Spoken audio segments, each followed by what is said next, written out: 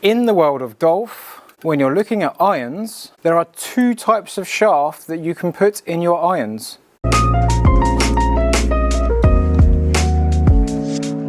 So there's two types of shaft that you can put in your irons, and the first type of shaft is a taper tip.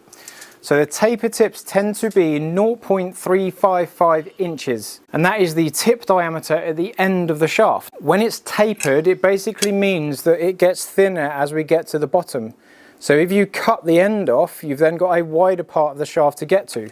So this part of the shaft is thinner than this part of the shaft. And they come in different lengths, and they're specifically built for each individual iron. So I've got two shafts here and they're different lengths. This one is designed for a 9 iron, and then this one is designed for an 8 iron. And what that allows the manufacturers to do is put these shafts in specific clubs at the same weight. So the 5 iron shaft is manufactured separately to the pitching wedge shaft, and they're both the same weight. We take off the same amount at the top of the shaft. We treat the shafts the same way when we build them. And the taper tip shafts tend to go into your more bladed forged heads.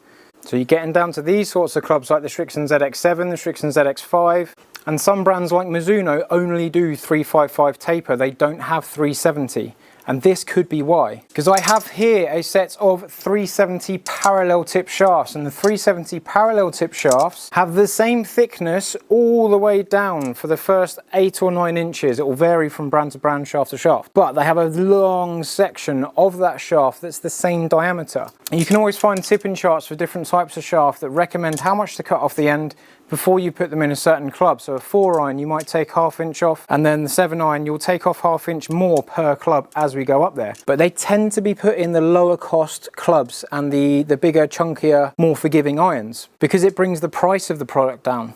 Now when we put one of these shafts, they all start off at the same weight. When we put one of these shafts into a pitching wedge, we cut a lot of material off the end of the shaft before it goes in. When we put it in a 2 iron, we cut no material off the end. So we've technically got heavier shafts in your longer irons and lighter shafts in your shorter irons, which is not always beneficial. But because the golfer that kind of like uses those clubs isn't as good, they probably won't notice as much. When you start getting into the lower handicaps and the better scores and the more specifically built clubs, this is why we move into taper tip shafts, because they don't play around with the weight as much. So if someone comes into me and they've got a package set of clubs and they've broken their 8 iron, I could probably find that 8 iron shaft within one of these shafts. I can cut what I need off that end, I can cut what I need off that end and build the shaft into the club. But if someone comes in with a taper tip, forged, more bladed, sort of smaller cavity version of a club, you need to check online, you need to check on Google what the tip size is, but you have to buy the specific shaft for that club. They're broken their 8 iron, you need an 8 iron shaft. They're broken their 5 iron,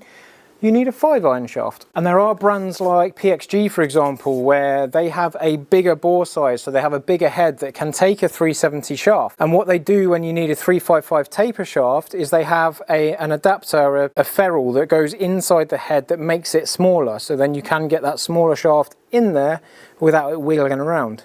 Wiggling.